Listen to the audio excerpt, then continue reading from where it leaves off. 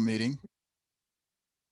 Before the meeting is called to order, I'd like to point out a few house rules to assist council members, staff, and members of the public to successfully participate in this meeting.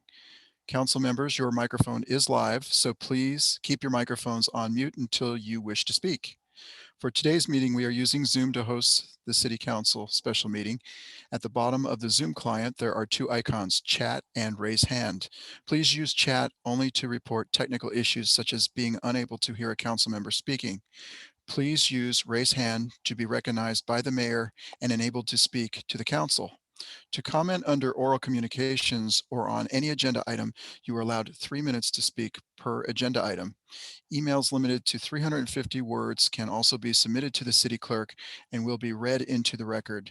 This word limit is set to adhere to the typical 3-minute time allowance. Only attendees using the Zoom application can use the raise hand option to comment. Participants calling in from a telephone will only be able to listen and cannot provide feedback or public comment.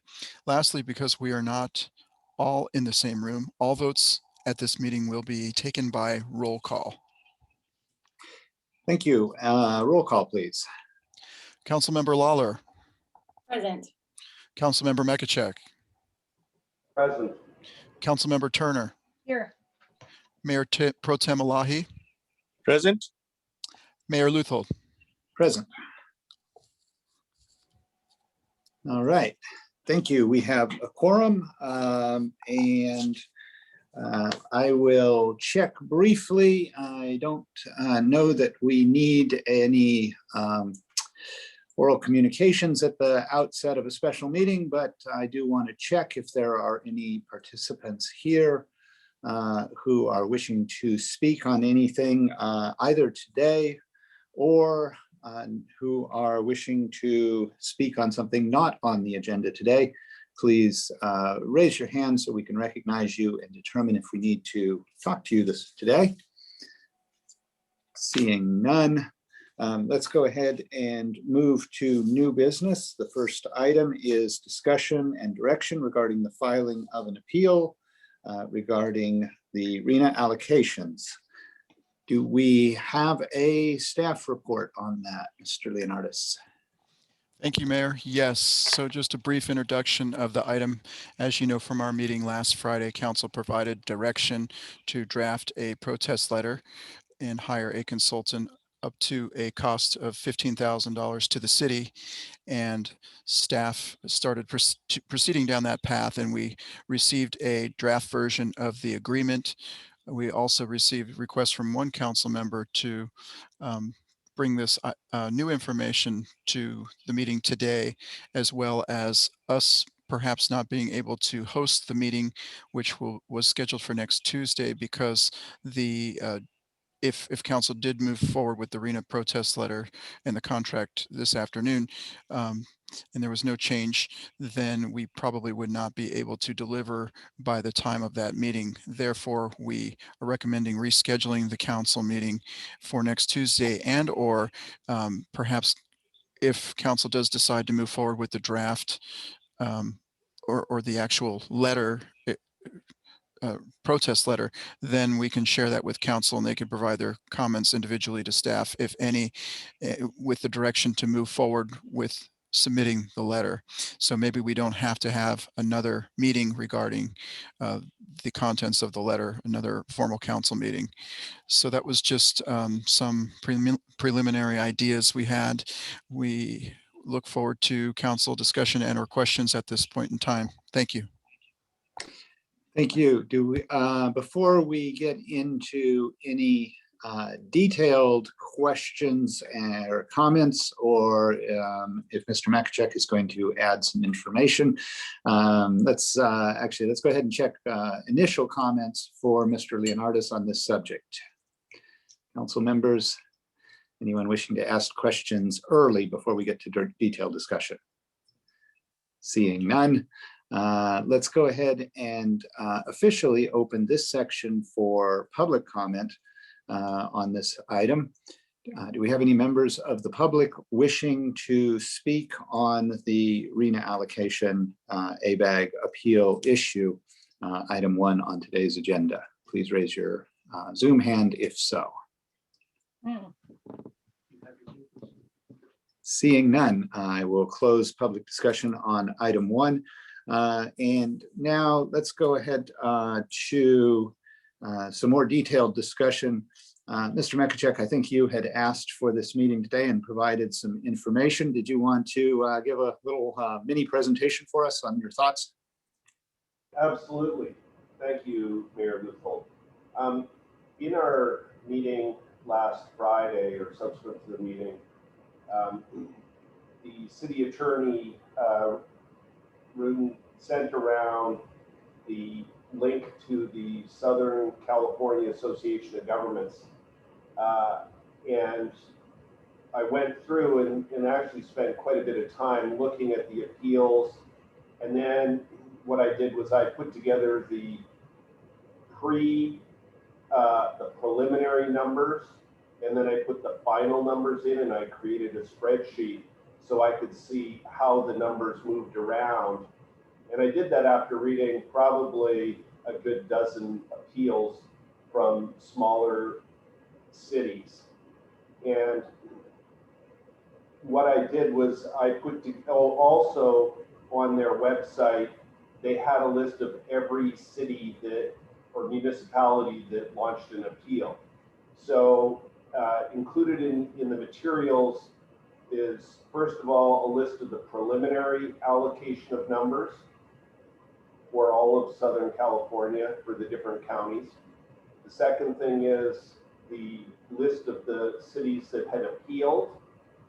And then the third is the post-appeal or the final numbers. And that's in a PDF, or sorry, that's the raw data. And then there's a list of the pre and post numbers, or sorry, the preliminary and final numbers. And on that, you can see that there was really only one municipality that was able to reduce their numbers of any significance. And that was Pico Rivera. I'm not sure if I'm pronouncing it correctly, but in any event, what I did was then I obtained their appeal, and that's included in the packet. And from and I shared all that information with the ad hoc committee, which is made up of myself and Council Member Turner. And I never heard back from Council Member Turner at all, but City Attorney Rudin responded, and he reviewed the letter, and I'll let him speak to that, the appeal. And I guess to summarize what I learned briefly before our attorney speaks is that there was only really one successful appeal, and the letter is included in Mr. Rudin will speak to the substantive points, but I'm not convinced that we can put together an appeal on those grounds. And what that tells me is that when I look at all the other numbers, it's merely a reallocation on a pro rata basis of the numbers once you take the Pico Rivera numbers out. And I really think that in terms of the city of Monte Sereno, even in a worst case scenario, if some municipality was able to launch a successful appeal, which I don't think they can, then our numbers would be reallocated pro rata, and it would only make a difference of maybe 1 or 2 units. So to summarize, and also going into at the end of the last meeting, I thought that the cost of the appeal was going to be somewhere in the neighborhood of $5,000 or less, and it seems like they've come to the full $15K, or saying it'll be time and materials, but not to exceed $15K. And to me, that just doesn't seem to be an appropriate use of city resources, money, and time to pursue something that has a very low probability of success. So those are kind of my observations and thoughts, and perhaps Mr. Rudin can speak to the actual appeal letter because he made some comments on that letter. So ultimately, whether the council wants to proceed with pursuing an appeal of its Reno allocation is a policy decision, weighing the likelihood of success, and the possibility of reduction of units or keeping your unit allocation the same against the cost. So, at the end of the day, this is a discretionary decision for council. With respect to the Pico Riviera appeal, the issues that were raised by that city was, lack of water availability based on adopted policies of its water provider. And secondly, the issue that they were able to raise that I think is probably not going to apply to any other jurisdiction in California was the entire city, or substantially all of it, is at unusual risk of flood inundation, being basically in the flood zone of a probably one of the most dangerous rated dams in the country, apparently. So they were able to argue that additional development should not take place until that particular risk was ameliorated. That it would be unwise, in terms of creating more development. And with respect to the water availability question, I think that they had reasonable arguments that it just wouldn't be feasible to have the additional units that were allocated. Now, the issue with proceeding with an appeal is that it does require that the city support its appeal with, and the grounds for its appeal with, a citation to generally acceptable planning data. Developing the grounds for an appeal normally requires either a planner, in-house planners, or an outside consultant to review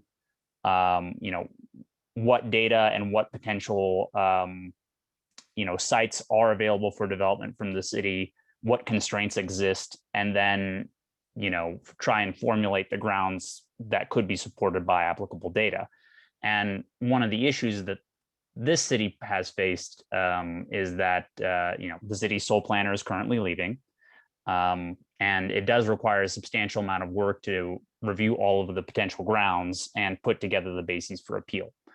So it is difficult to say or determine at this point exactly how many grounds the city could raise, but I agree with Councilmember Mekachuk that the grounds that were particularly persuasive in Pico Riviera's appeal don't appear to be present for Monte Sereno. If I could just add one more point. One of the things that we had talked about was the risk of wildfires here in Monte Sereno because of the proximity to the Santa Cruz wildfires. And when I read through the appeals in Southern California, many of them mentioned fires. And when they spoke to the fires in Southern California, they said that they were within the city limits. And that had absolutely no bearing to what I could see on the impact of that claim in the appeal. I'm not sure why, but it just did not, it didn't resonate with the allocation. And the other one that was raised was seismic, and that had no impact at all. The only thing, I guess, was the dam and the risk of the dam failing. Thank you. All right, thank you both. Other council member thoughts and comments, questions to direct to Mr. Mekachuk, Mr. Rudin, anyone else? Thoughts? Mayor, looks like Mayor Pro Tem he has his hand up. Yeah, thank you. Mayor Pro Tem Elahi, why don't you go first? You got your hand up fastest there. Okay, thank you. Yeah, I think Brian makes some good point. But as lawyers, we know there's a little chance of succeeding. Sometimes it's worth it. I mean, I use what's called the Bayesian theory, Bayesian analysis, which says if you have a 10% chance of succeeding and you're spending $15,000, as long as your return is 1,500, you're still ahead of the game, I suppose. But I attended the ABAG meeting today, and it was really very helpful. There was one point I think that maybe we need to pursue, and I sent out a presentation from that meeting to everybody. I don't think it got on the agenda because Michelle is not on today, but you may or may not have seen him. This is the reason why ABAG and all these guys want us to build more houses, which is they want to build low-income housing. And yet the way they're going about it, it's not going to happen because they're forcing cities like ours to build low-income housing, which will never be low-income housing. It'll just be a bunch of numbers. So I asked them the question. I said, rather than allocating it down to the city level, you should allocate it to the county level, which is what this housing plan, they call it regional housing plan, has done. They've taken the numbers and they said, okay, at a county level, this is what we need to do. These are the number of units that need to be built. So I think the argument that can be made, which would attack this whole way of that they've done it, is that they've really not complied with the legislative intent, which was to come up with a plan that will build the most housing in the area by forcing, by not really taking care into account what different cities' needs, requirements, and resources are. And what they should have done is, rather than have it go down to the city level, they should have gone down to the county level. And then within a county, there are cities that could use the money from cities that don't want to build and build housing that would immediately get built. Whereas a city like Monte Sereno, we might be able to do a zoning, but nobody's going to be building low income here. So I would like to have that as a point of argument that would basically say is, this is inconsistent with what the city, what the state wanted us to do, wanted ABAG to do.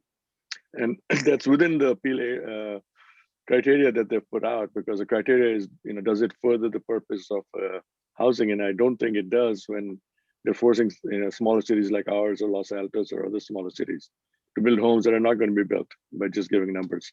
So that would be one issue. And then the fire and the other issues would follow through. So I think probably the amount that's out there, it's probably worth spending that at this point in time, so that we also have some, we'll get better insight into the whole process, and it'll also allow us to do a better job.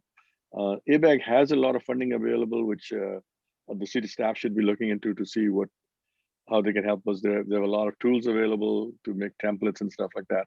But right now, we're just talking about the appeal process, and I think that's some of the considerations we should have. Thank you. Thank you. Thank you for that input. Yeah, Ms. Turner, you've got your hand up next.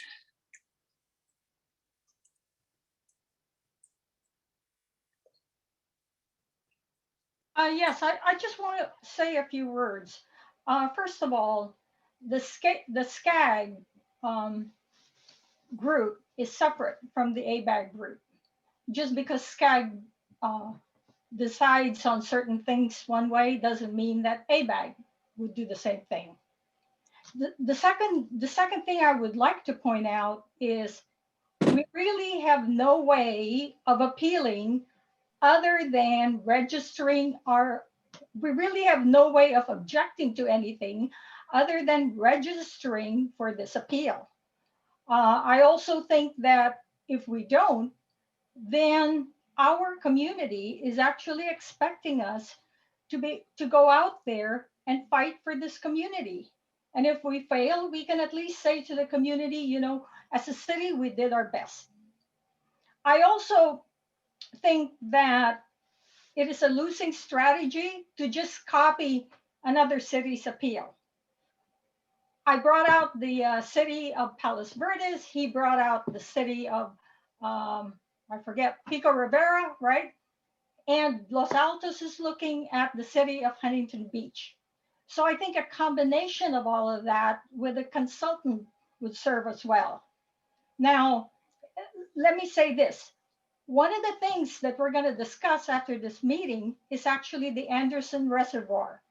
That's another reason that we can put into our appeals process, that the county's largest source has been shut down.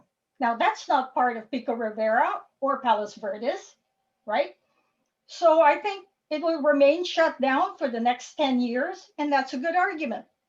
The city also just sent a letter to CPUC asking them to raise the water rates on people with large lots and pools.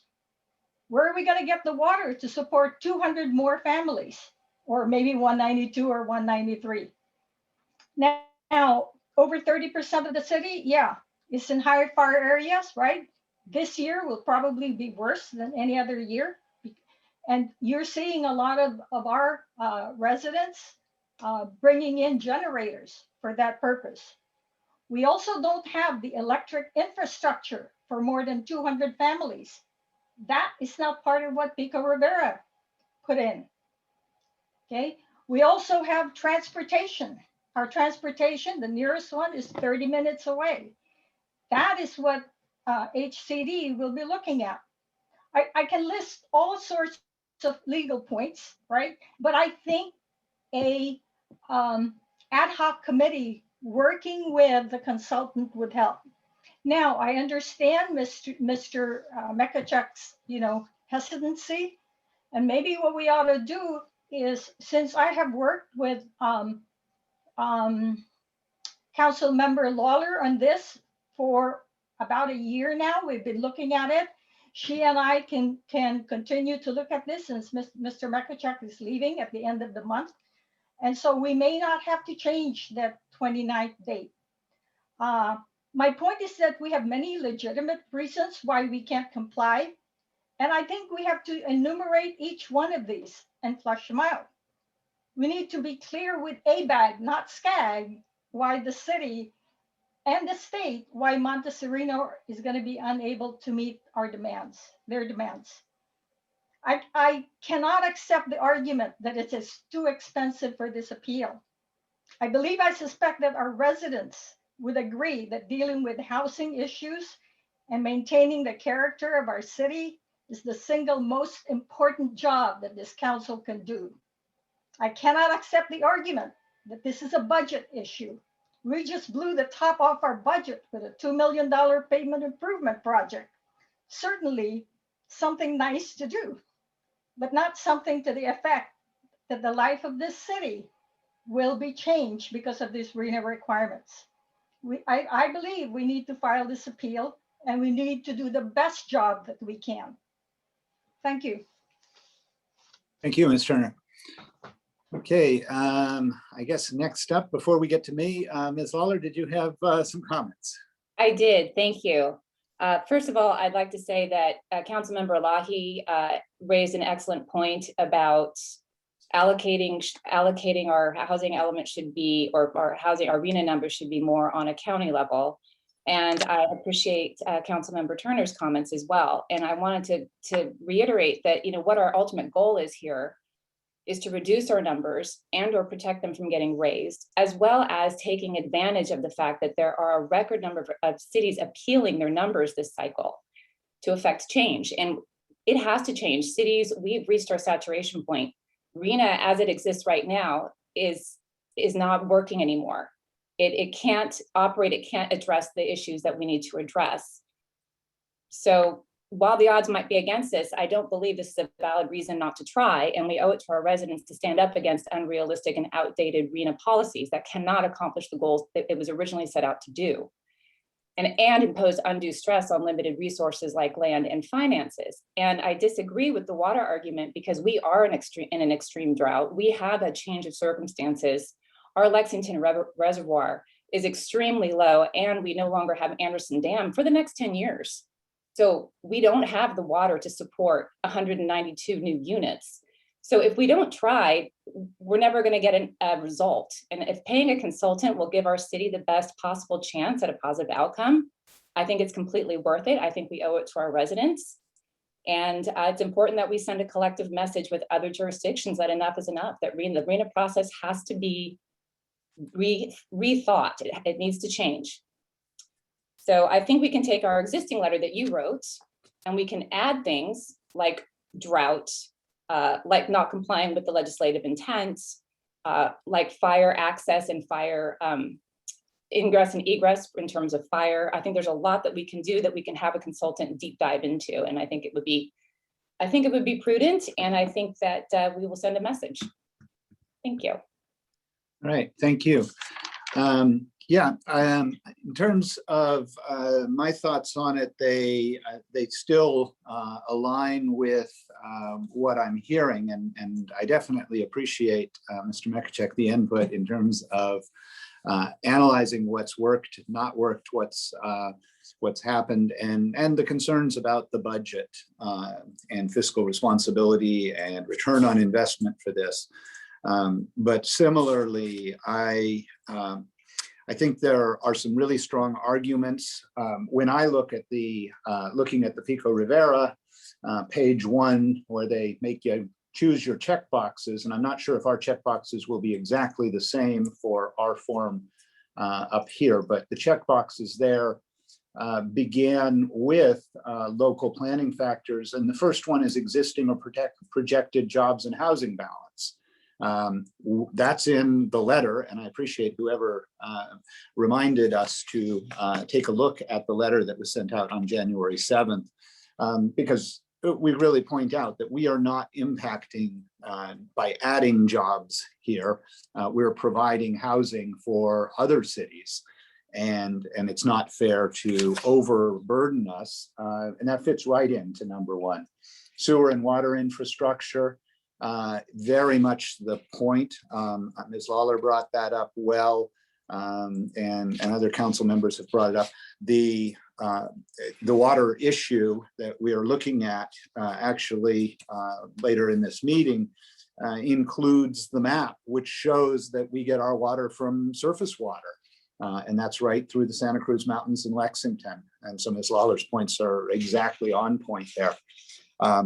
The fire issue has been raised by everyone who's complaining about the fire dangers in Southern California. Again, we're not talking about Southern California per se. We are talking about the woodland urban interface along the edge of the Santa Cruz Mountains, where we are just to the north and west, north and east of the prevailing winds that come over those mountains, which were on fire last year and are going to be a whole lot drier in the future. So I think fire is important. We don't have preserving prime agricultural land, but we certainly have some unique characteristics. And then I think Mr. Elahi brought that up well, and was underlined distribution of household growth for transportation. And actually, Ms. Turner brought that up on the transportation issues. We all bring our items to the table here. So I think we have a lot to talk about. And I agree with the theory that at least some of our citizens are going to feel very, very strongly that we need to invest some of the city's money in this. And while I would prefer it be less, I understand the challenges with no active experienced planner. So keeping this under 15,000 seems pretty reasonable. Given we're limited in time, it may end up being pushing near that limit since we're going to need so much help. But it looks like it can be done, and Mr. Leonardis and the city planner have, and I believe city attorney have reached out. So it looks like this is actually feasible. And I think with our help, we can really feed into the consultant with a lot of good information. I think we can ask them to listen to read the letter that we sent out in January, to listen to today's meeting where this was summarized, and also to work with individual council members as they develop all of their ideas, because we can feed them very fact-specific things in our areas of expertise. So those are my thoughts. Yes, Ms. Lawler, you've got your hand up. I suspect Mr. Mekachek probably wants to talk more, but let's go to Liz first. Oh, just really quickly, Councilmember Turner had brought up the fact that that Councilmember Mekachek will not be available after June 30th, and so I'm happy to fill in the ad hoc if we still need it at this point. We might just be able to independently provide information. What are your thoughts? Yeah, so actually, we went ahead and scheduled that item not because we want to remove Mr. Mekachek from the ad hoc or anything, but I asked that item number 2, which will be what we come to next, be put on calendar because I did want to make sure that we could slip someone into that position once Mr. Mekachek is going to be on vacation, or if he wanted to slip out earlier on that. It really, I just put that on there so we can make a practical decision there and have as much coverage as possible to make sure that everybody's giving our input. If we have a consultant in the middle, then we don't have quite the same Brown Act issues, as long as they understand they're to talk to each of us individually and we can all feed in. But I did want to make sure the ad hoc committee is fully staffed as we go forward. Great. Ms. Turner, you've got your hand back up. Yes, I am concerned about the Brown Act violation. As you know, I'm particularly concerned about that because we keep getting accused of Brown Act violations. So I want the council to reconsider the ad hoc committee for this appeals process to be just one person from beginning to end. So I would strongly suggest that. This way, I am not put into a situation where somebody later on can say, oh, Ms. Turner, you violated the Brown Act. So I am asking the council to be sensitive on that issue. Thank you. All right, thanks. And again, we'll come to more discussion on the ad hoc committee, and we can go back to our city attorney probably on any technicalities related to that as we get to that discussion. I think the item number 1 here is really about the direction to go forward full speed ahead with the EMC planning group up to the under $15,000 limit as has been proposed or not. Sounds like we're headed that direction. Did you have any additional thoughts that you wanted to add before we put that to an advisory vote, Mr. Mekachek? The hedge and remaining is that? Well, obviously, based on the discussion, 4 council members would like to invest the time and the up to $15,000. So if that's the pleasure of council, then I would support that. I just wanted to make sure that we made a decision wittingly and knowingly. And I fully appreciate the difference between Southern California and Northern California, SCAG and ABAG. But when I look at the reasons why they do things, I can't see there to be some sort of fundamental difference between the decision making. So as much as I would like to discount the Southern California SCAG's decisions, I can't do that. And with respect to my participation on the ad hoc committee, if the consultant is going to interview or speak with, get direction from each council member, then I think it's probably best that I provide my input through that rather than being on the ad hoc committee. I'm going to be leaving on the 2nd of July and returning on the 9th of July. And I will be in a remote area of Alaska and there's no internet. So I won't be able to participate after my flight leaves. All right, thank you. Yeah, so Mayor Pro Tem Elahi has got his hand up. Let's go ahead and hear from you, Mr. Elahi. Thank you. Basically, the ABAG meeting today, they were pointing out how many appeals have been filed. I think Southern California, LA area, 43 appeals had been filed in the previous RHNA thing, and our area was about 8. But the comment they made is they were expecting a lot more appeals to be filed this year. So I think there will be a ton of appeals that are going to be filed. And the risk we have obviously is as far as those numbers are concerned, the overall numbers are fixed. So if Los Gatos gets one less number, then we might get a quarter more number or something, you know. So if you're not there to defend ourselves, we're going to end up eating some numbers. So that's why we also have to be there. As far as the ad hoc committee is concerned, I wouldn't mind being on there also. I guess there can only be two of us, but I really want to take a deep dive into the argument that the ABAG did not really follow the legislative guideline in coming up with a plan where they didn't differentiate between different cities, and they should have done it at the county level, especially after the meeting this morning where one of the ABAG committees or teams, which is the regional housing plan, specifically said, okay, we need to go regional as far as taking care of the homeless problem. So if you're going to go county-wise to take care of the homeless problem, then you've got a direct conflict where you say now we're going to go city-wise to build houses. So I want to explore that argument more. Attorney Rudin could probably help look at that argument and see how we can finesse that in. And that may be a different argument, but it could upset the whole cart.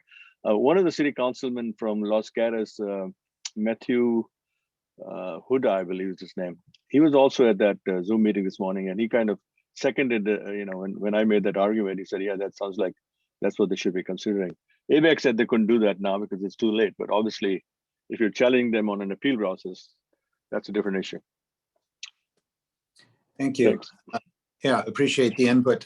Yeah, the other comment that I'm hopeful, at least, it sounds like ABAG is going to take a lot of abuse on this, and they may just bury their head in the sand and do a few redistributions if they get to anything at all, and then do them on a pro rata basis.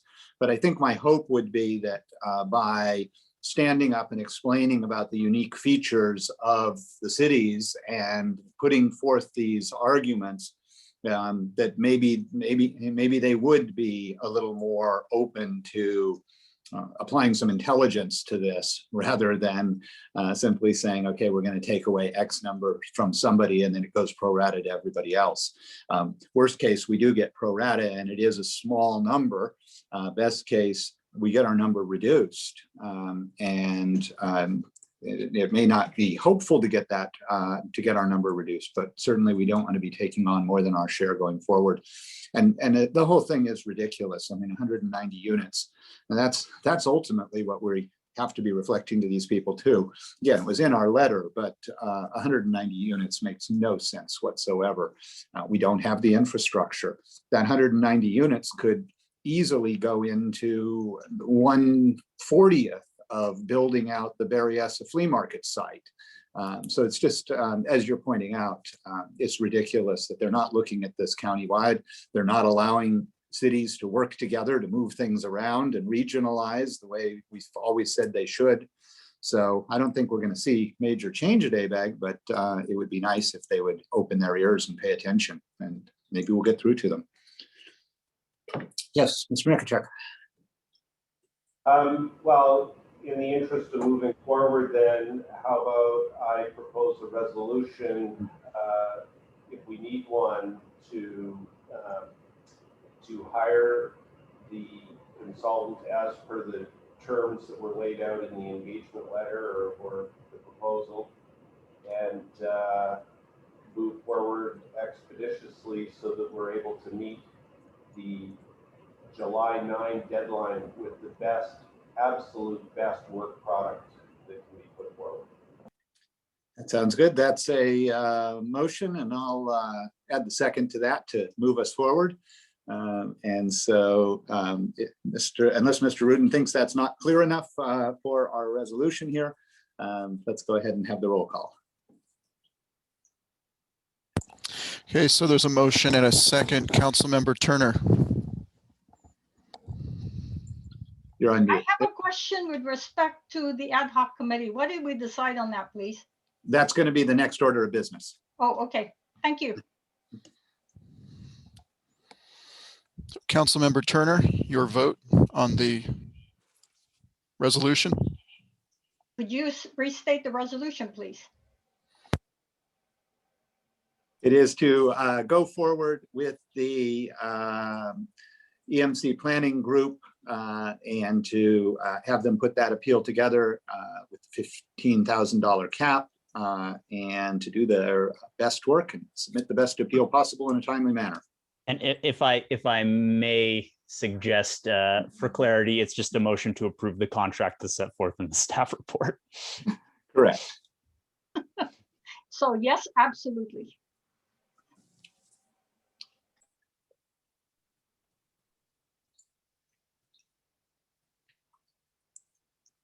Mr. Leonardis? Councilmember Lawler. Councilmember Lawler. Dave, help me. Where am I? Yes, my mute button wasn't working. Yes. Thank you. Councilmember Mekachek. Aye. Mayor Pro Tem Elahi. Aye. Mayor Luthold. Yes. Okay, the motion passes unanimously. Okay, thank you. So moving to item 2, this is discussing the ad hoc committee membership. What I believe I just heard earlier was Mr. Mekachek is okay providing his input directly, and I think we are going to make it clear to EMC that that they should work with each of us individually, being cognizant of the Brown Act, not to be sharing information about what different people have put in there. So yeah, yeah, Mr. Rudin, I was going to have you comment on this about the ad hoc committee and then about coordinating so that you and Mr. Leonardis can make sure they understand their task. Yeah, and Mayor, I do have some concerns about each of the council members working individually with the consultants to prepare the appeal. You know, there is the potential that that would be called, you know, a in principle hub and spoke meeting, where basically the consultant or, you know, sometimes it's city staff basically take the input of all of the affected elected officials and then come to a decision based on that input. And that's not really allowed under the terms of the Brown Act. So what I would recommend is if there are council members who really do feel that they must be the ones to take the laboring oar on this, that they put themselves on the ad hoc committee and that the work on this particular appeal be limited to the ad hoc. Okay. And obviously we can also schedule meetings and that's a easy solution. So I would suggest that if the and that would be definitely a very good permitted and proper alternative. If all of the council members want to participate, then that is proper for a meeting. Right. So EMC planning could potentially set up a meeting noticed session to make sure that they've got all of the input. The ad hoc committee can probably, having heard what they heard today, make sure that these concerns are going to EMC. But okay, so I don't see any problem having these special meetings on a timely basis. Mr. Mekachek, your hands up. Yes, thank you. Would that, if we were to do a meeting, there would be no decision-making at that meeting. It would be information only, where we would, in a public forum, state what our recommendations to the consultant would be. Is that correct, Mr. Rudin? So the Brown Act would require that we have a meeting if all of the council members want to participate in discussion, deliberation, or action on the appeal. So if you want to specifically approve the actual formal, you know, written appeal and the basis therein, then that's something the council can do. Alternatively, even if you just want to provide feedback to the consultants, it's probably still a good idea if more than 2 of you want to participate in that process to do it at a noticed meeting. The other alternative is, you know, at the council's prior vote, they, you know, voted to authorize the city manager to hire the consultant and to submit the appeal once it was ready. So unless the council feels strongly that they would like to do some sort of other process, that would normally be how this would work. You know, when the appeal is prepared, when there's no additional concerns from the ad hoc committee, staff would basically, using that authorization, submit the final appeal on behalf of the city. Yeah, so looking at this, it looks like, well, first of all, a couple of things. First of all, we have tentatively the July 29th meeting available to everyone, which would be next Tuesday evening. It seems to me that if we are concerned, uncomfortable, and or want to make sure our input is heard by EMC, that we could invite them to a discussion and study session for the kickoff of this next Tuesday. That way they could hear from us and have an interactive discussion, and we can use the fact that we have 5 people who all have good thoughts from different directions here. And then also, obviously, their work needs to be performed and ready to submit by the, I believe it's the 7th. We should have a meeting on regularly scheduled July 6th meeting. My feeling would be that we would review their final language for the appeal, and potentially, if there was any final input, wordsmithing or anything, we could turn that between the 6th and the 7th, and then hand deliver it on the 7th. So I would like to be seeing the final version of the appeal and having council decide on that. That would be my preference. I guess we could get nods and comments from people. Ms. Lawler, you've got your hand up. I completely agree with you. I think we all want to be a part of this process, and we all can bring something and make sure that we do it right. So I completely agree. All right. I saw a nod from Mr. Mekachuk there. And so I think Mr. Leonardis, does that seem possible to just go ahead and have that study session, discussion session with EMC people attending coming up next Tuesday? Certainly, Mayor. I think that's a great idea. I think I'm looking at the calendar here, and I was thinking of, we can have that meeting, keep it, well, we were going to have that as our, I guess it's our 3rd item this afternoon coming up, whether we should keep that meeting or not, but I think we could probably add the EMC to that meeting, and then have it be an open discussion, which would include all council members, provided that they are ready. I think they ready and available, of course. As an alternative, I was thinking towards the end of next week, maybe July 1st as kind of a backup day, just in case they needed a couple days, where we could potentially drop the 29th and go to Thursday, July 1st for a special meeting.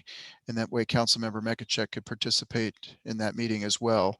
It would give EMC a little bit more time. So I may propose to them something like that, although out of convenience, the 29th is already scheduled. So we'll try to make them meet that date. I was also going to encourage them to watch this tape, because I think this has been a very productive meeting, and there's a lot of good information that they can get out of this meeting to draft their letter, including the information that Mayor Pro Tem Elahi had brought forward today. I think that's very important to incorporate. So getting back to the final deadline, July 7th, I was thinking it was the 9th, but it is the 9th at 5 o'clock. okay. Oh, good. So that gives us a little bit of time if we had to stretch it to July 1st. Keep in mind, July 5th is a holiday, so we're going to lose that day. So just looking at the calendar, if we can make the 29th or the 1st, council moves ahead with the letter, we could definitely get it wrapped up, get it in the mail by the 7th or whatever we need to do, email, mail, et cetera, so they have it by the 9th on 5 p.m. I think that all works. I guess the question would be, would EMC prefer to watch what we did today and or speak with us as early as possible next week, and then they launch into their work product, or do they want to start on their work product and then get our input? So maybe Mr. Leonardis, you can coordinate with them. Obviously, it's 24 hours notice for special meetings. So by Monday, you'd formally make a decision whether you're putting us on Tuesday night or putting us out to Thursday or some other point. Good idea. So what I would do, Mayor, is I'm going to encourage them to have some form of a draft potentially by Monday afternoon, in hopes that that will be enough based on them watching this video as well. And then we can potentially bring it forward for Tuesday night, bring forward the draft letter, and they could be available for questions. So it doesn't necessarily have to be a study session. It'll be a regular special council meeting. And then if the 29th will not work because of their time frame, because we're asking them to do a lot in a short amount of time, then we could offer them as an alternative. And I'm just picking this date arbitrarily, Thursday, because it's before Councilmember Mekachek leaves, but it also is the most amount of time between Tuesday the 29th and Thursday, which will be Mekachek's last day. Yeah, and I guess my hope, as I've spelled it out, would be that we would see their near final work product at our meeting on the 6th, and then we would be reviewing it, deciding if there were any final changes, tweaks, inputs. But we could take advantage of our regularly scheduled meeting on the 6th to review what would hopefully be near final from them. Although obviously they're going to need to find somebody who wants to work over the weekend if they don't get it done in this coming week. So Mayor, on July 6th, we have no scheduled meeting. We'd have to schedule another special meeting because Okay. the 6th and the 20th, the whole month of July, our next regular scheduled meeting is August 3rd. Gotcha. So I guess that would be the question then for us to be discussing here. And we can probably be flexible on that. We could put something on the 6th, the 7th, or even the 8th if the due date is the 9th, if it's necessary to call us all in to do a final review and any final tweaks on this. But I think everybody wants to see this in its near final form. And if that doesn't happen next week, then we would be looking at the following week for it. Okay.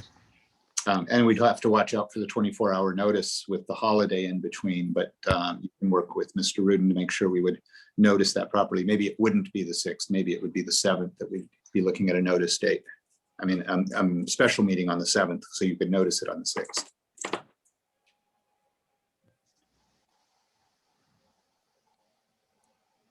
All right, so actually we're formally on item 2, which was the, let's go back to the ad hoc committee membership question.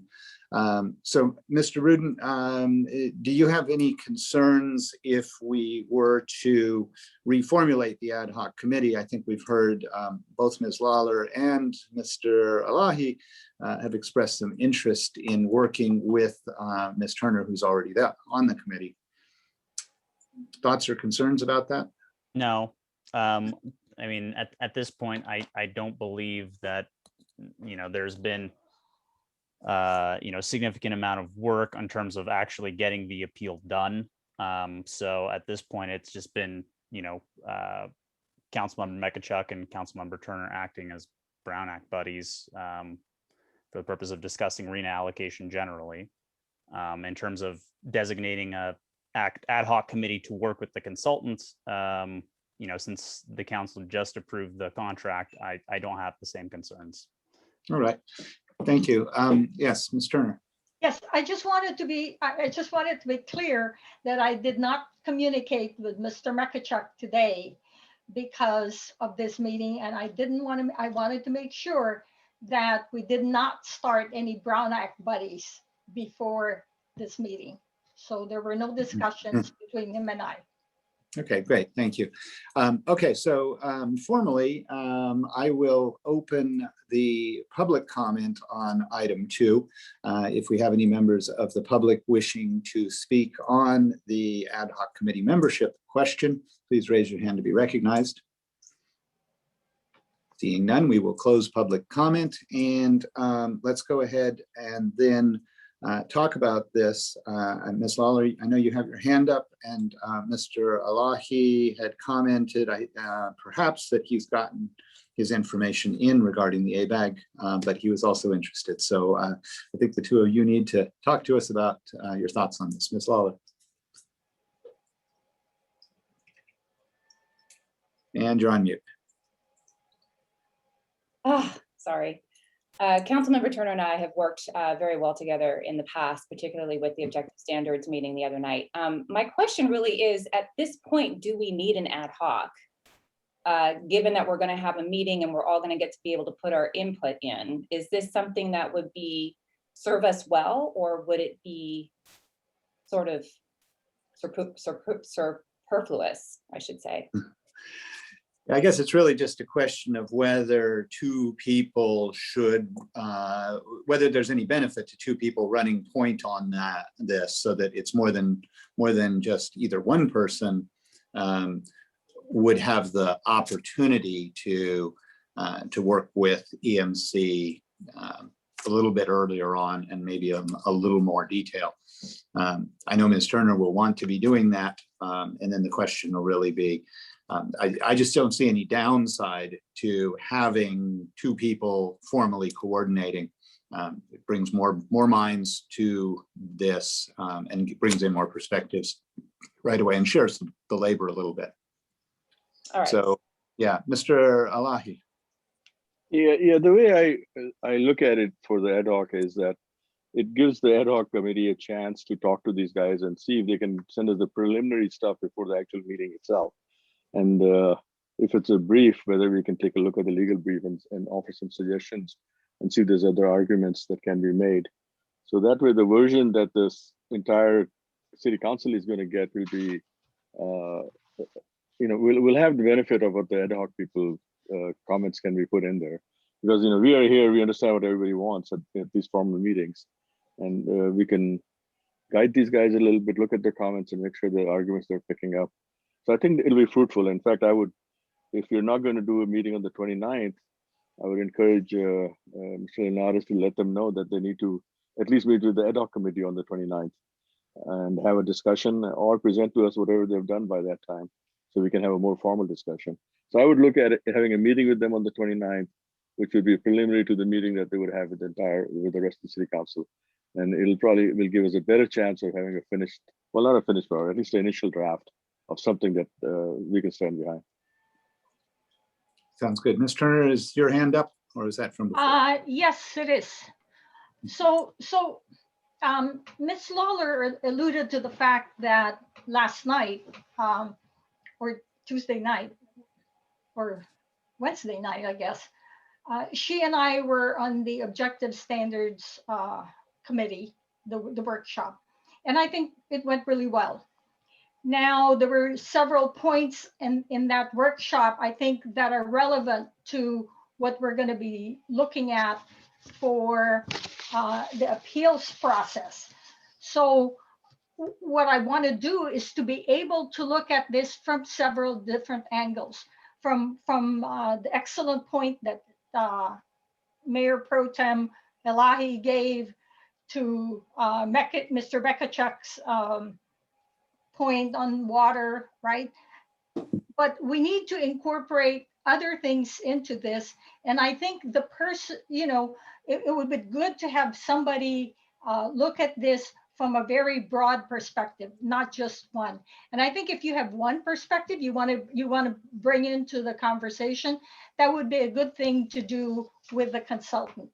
But from my perspective, I would need somebody who has had a broader experience and who has looked at this. Council member Lawler and I have been working on the Cali group, the ABAG group, the SB9 and SB10 groups. So I believe that that would be good as well. And then we can always bring in the excellent point of this low income housing that all the cities are struggling with. There is no city that can provide very low income housing that we're mandated by the state. So that's my point. Yeah. So back to you, Mr. Lahi, and your hand's still up.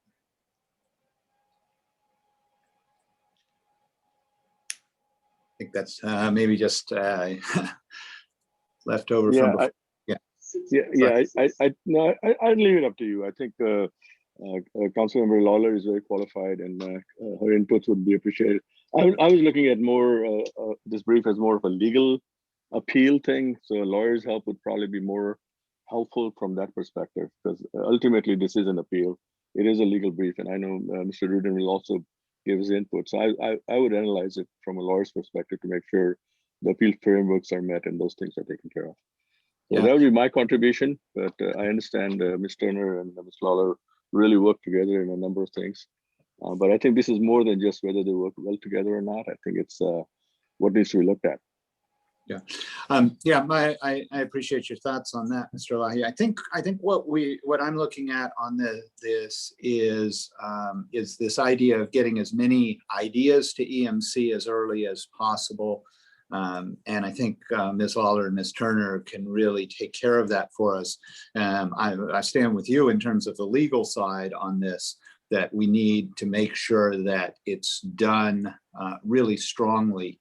And so for that, I mean, I think I want to be keeping an eye on it. I know you do, and I know we want Mr. Rudin to as well, which leads back to why I want to see a nearly final work product early enough that we can bring all of that in. So my hope would be that we would see this near final work product by the 6th or the 7th, and then we get that in advance of our meeting, and then the lawyers on the council here and Mr. Rudin can really try to strengthen it if it needs any additional legal argument or putting it together.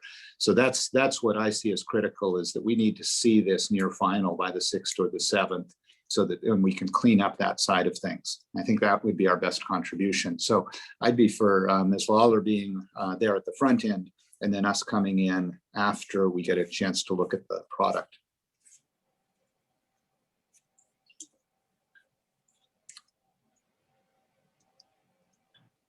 Does that sound reasonably okay with you, Mr. Elahi? No, that's fine. Thank you. All right, thank you. Okay, so I guess I will put forward to see if we can get nods of affirmation all around that the committee, the ad hoc committee, will be staffed with Ms. Lawler and Ms. Turner. Do we have a consensus on that? Mr. Rudin, should we do that formally or informally? Just take a vote. I think that's fine. Okay. So I'll go ahead and put forward that motion that the ad hoc committee be staffed with Ms. Lawler and Ms. Turner at this point. Do we have a second? I'll second that. And I will do a roll call vote. Councilmember Mekachek. You're on mute.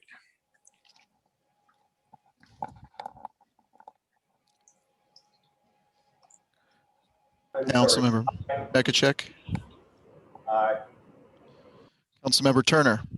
Yes. Councilmember Lawler. Yes. Mayor Pro Tem Elahi.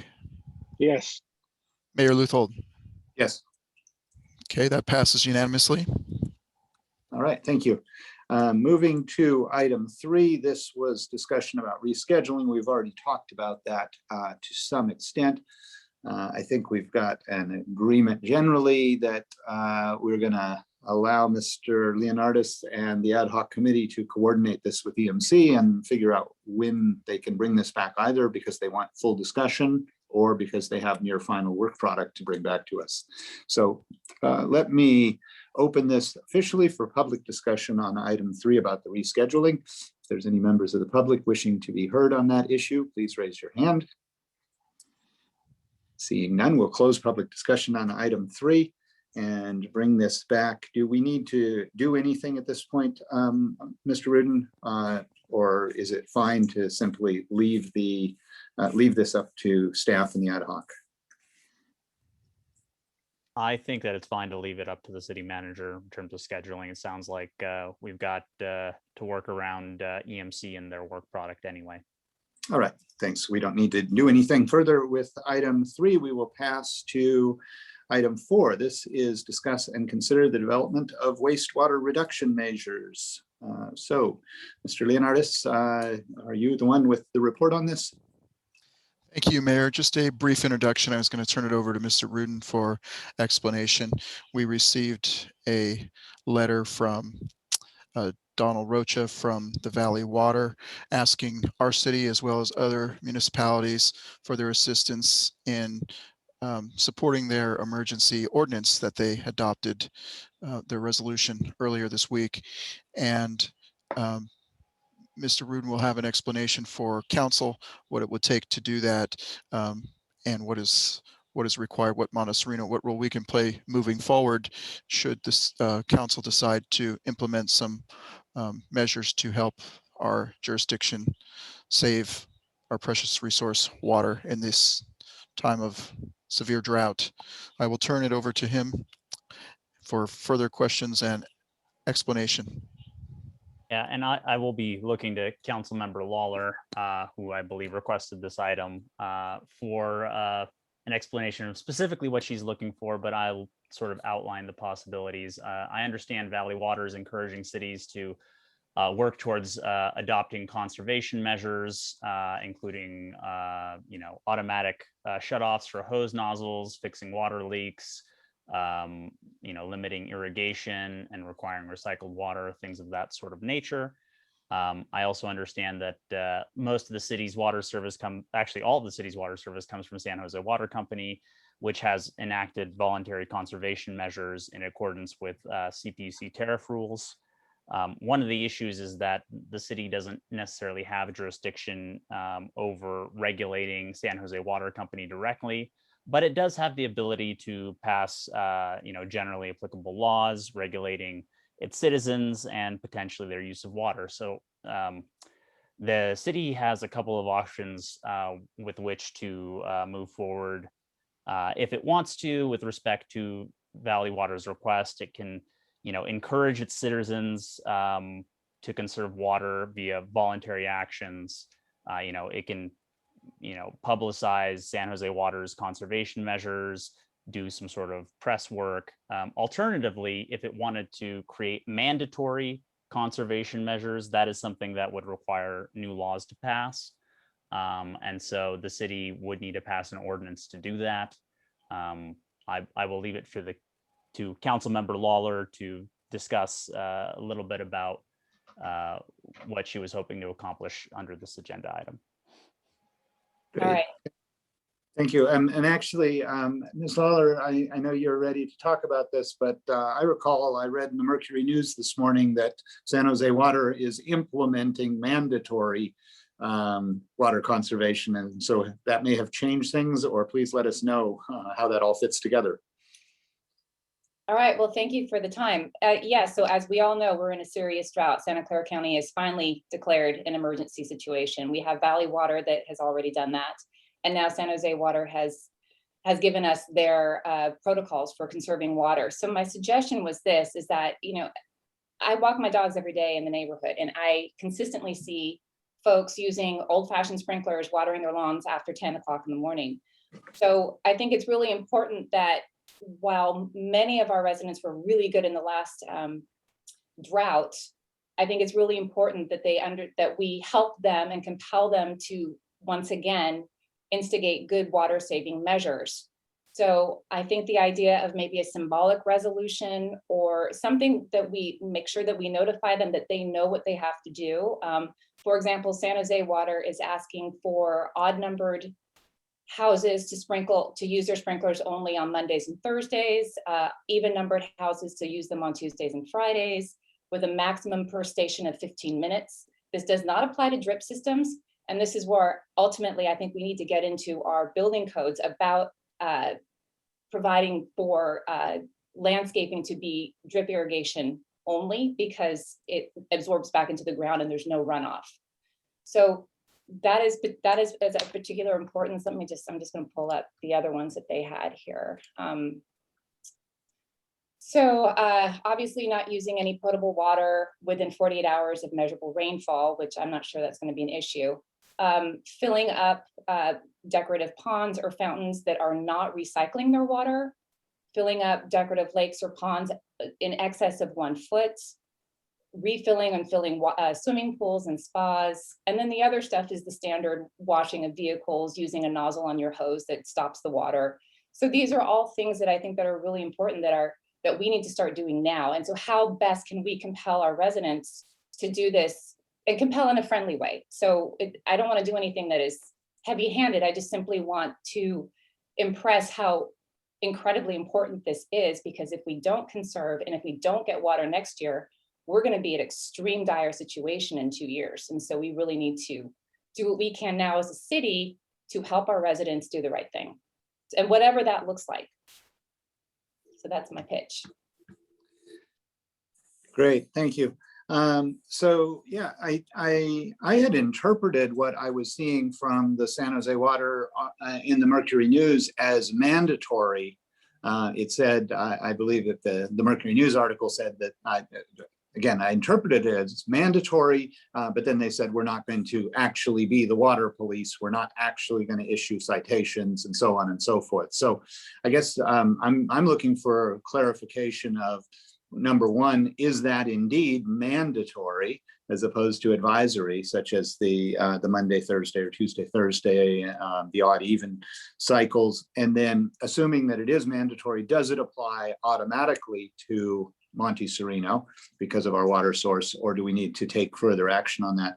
And then the other would be educationally, what resources might we have available to us? Obviously, we can put things out from the city website. We can put things out on Nextdoor, but is perhaps money available to make sure that either we or Valley Water sends out a flyer to everyone about what they're supposed to be doing, and pictures, and maybe even offering people better sprinklers and so forth?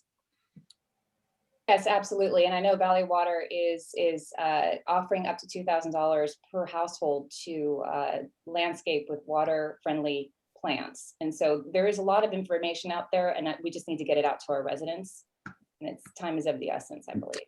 Yeah, actually, I think it was going up to 3,000 on July 1st. So, but again, that's something we can really push to our residents and get people to redo their landscaping.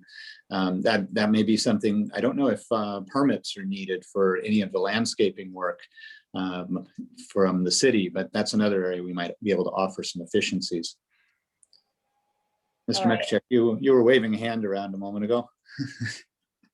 Yes, I believe that Valley Water is creating a new initiative that involves communications. It involves basically subsidies beyond what you just referred to. And there's a subcommittee of the board of directors that met on that matter earlier this week. And I think that Councilmember Lawler could be a great interface between that committee and the city of Monte Sereno, our residents, to help facilitate communications and programs to educate our residents on how to actually reduce their water consumption. Great, sounds good. Mr. Rudin, it looks like you've checked in. Are you wanting to say something? Yes, I wanted to answer your earlier question with regards to San Jose Water Company's conservation measures and whether they're voluntary or mandatory. They are in fact mandatory, but the wrinkle here is this. They do not have authority to impose drought rate structures or surcharges on customers without approval of the CPUC. Their website states that they've applied to the CPUC to activate stage 3 of their water shortage contingency plan, which is the portion of their plan that allows surcharges and penalty rates to go into effect if approved by the CPUC. So my understanding is they are mandatory, but they do not have quite the enforcement mechanism in place as of yet. And I assume that when they do, they'd probably publicize that. Right, thank you. Okay, so on this matter for today, do we have anything formal that we need to take action on? And I guess I will, before we get to that point, let me officially open for public comment. Do we have any members of the public wishing to speak on this matter? Please raise your Zoom hand and let us know.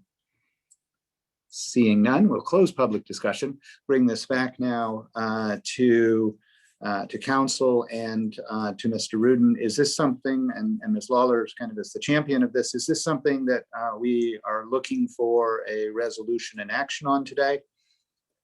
I think in particular, I'm looking for discussion and direction as to what direction council as a whole would like to go with this item. Would they like to have staff work on developing additional enforceable restrictions, or would they prefer that staff focus efforts on, education, et cetera, as already been discussed? So really, it's what would you like us to bring back to you for action in the future?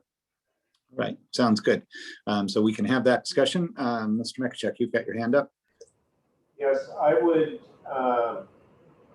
suggest that we invite someone from Valley Water to address water conservation at our next meeting, but that, I guess, is not going to be until August. So that could prove difficult, but at least we could do that. But I don't think that requires a resolution today. All right. Other council members want to weigh in on this mandatory, whether we should be looking at ordinances and adjustments, whether we should be looking at educational, all of the above. Ms. Lawler had her hand up more quickly, and then we'll do Ms. Lawler and then Ms. Turner. Thank you. I was thinking, Sergio had mentioned a symbolic resolution.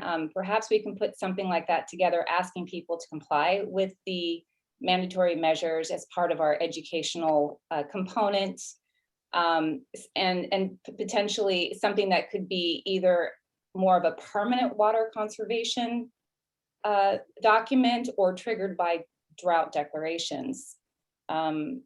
I think that would at least get, I just think that education, doing something like that at minimum, or in combination with education, and then later in the year, looking at our own building codes and ordinances to see where we can help people save water. All right, sounds good. Ms. Turner? Yes, what I would like to see is I would like to see our staff resources being used more in line with this. For example, we have Michelle Kwong, who's supposed to be our social media coordinator. Well, she can actually create different posts for next door for our community. So I think building awareness is something that's going to be really good, and then also go heavy on education. So those are my two thoughts. Thank you. Okay, thank you. Mayor Pro Tem Elahi, did you have any comments on this? Presentation because you wanted. Yeah, I did. I think education is the way to go. I think if it gets really serious, the county is probably going to get involved, and you let the county pass an ordinance to regulate water, which would be more meaningful. I mean, our city would not have that much of an impact on the whole water issue. So the state or the county are probably going to get involved, and they're the ones who should be passing ordinances. We should probably be concentrating on education, and I think our citizens are, we've got a really smart citizenry, and they're very conscious. So I think they'll do their best once they get the message, something that needs to be done. All right. We still got some hands up. Yeah, Ms. Lawler. Well, I also think it would be helpful to have San Jose Water come in and talk about their drought restriction policies, because they are our service provider. Yeah, so I would say, I mean, in terms of, we don't have meetings in the immediate short term, unless we stick them in on a special meeting that we have for some other purpose. Probably makes sense to just, again, as Ms. Turner pointed out, have our staff gather the information and share it out, since it's going to be delayed by a month or more for us to be getting that information out, or to work with, to have staff work with Valley Water on the publicity of this as well. So if flyers should go out, if things should be mailed, I'd love to do that on their dime. We don't want to wait for them if we have to. If we have newsletters or postcards or things going out, we can certainly do that. But yeah, the education, I think we can ratchet this up. There's no reason not, and we can't do that and get it out immediately while it's on everybody's mind. All right, Ms. Turner, your hand's still up. Is that just a legacy from before? Yeah, okay, good. All right, Mr. Rudin, Mr. Leonardis, did you hear what you needed to hear? Yes, so from our perspective here, we will coordinate with Valley Water, San Jose Water to get whatever materials they have available that we can redistribute to the public via social media, our website, as you mentioned, Mayor, the $3,000 grant that they are offering. And then the one point that Councilmember Lawler made about potentially adopting the symbolic resolution. I'm not sure if we had consensus on that or not. Basically, that would mirror the resolution that was issued by Valley Water earlier this week. So we could bring that back at a later time, perhaps to our August 3rd council meeting. All right, sounds good. Nobody seems to be objecting to any of that, so I think we've got our direction there for staff. So let's go ahead and move on to the next item. That is, we need to adjourn to closed session for our conference with legal counsel regarding existing litigation under Government Code Section 54956.9 sub D sub 1 regarding 418 Holdings versus City of Monte Sereno. And so we will now move to closed session. We will come back to this meeting to reconvene to open session. And Mayor, if we could take or confirm that there's no public comment on that agenda item before we adjourn to the closed portion. All right, we will do that in just a moment. Also, Mr. Rudin, I believe we're going to need to have our link circulated to us or recirculated so we can have something that we can all click on. I will recirculate it now. Okay, and Mr. Leonardis or Monte Sereno Zoom jockey host, I believe we'll keep our meeting live so that we can come back in when we come in, but obviously for a closed session on legal matters, let's make sure that we all exit this, and whoever's in charge of the Monte Sereno meeting, I think we'll create like a 20 million. So yeah, so we'll leave that leave this meeting open, but whoever is in charge of that, please make sure that everyone has properly exited and that we're not getting any feedback. So opening this now to public comment. Do we have anyone in the public wishing to speak on the closed session item? If so, please raise your hand. Seeing none, we will close public comment and prepare to adjourn to closed session. We will reconvene after that.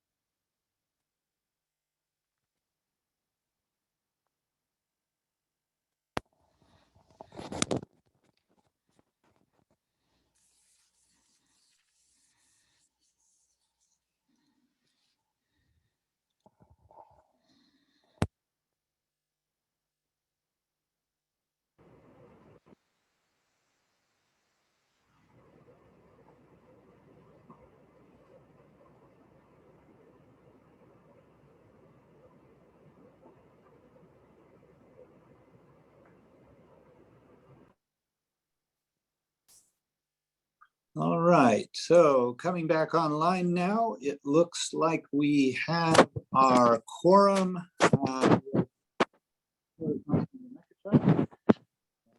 Mr. Rudin is back. So with our quorum here, I will go ahead and report that we have taken no reportable action in the closed session. And nothing further this evening. Mr. Rudin, anything further? Nothing for me. Thank you.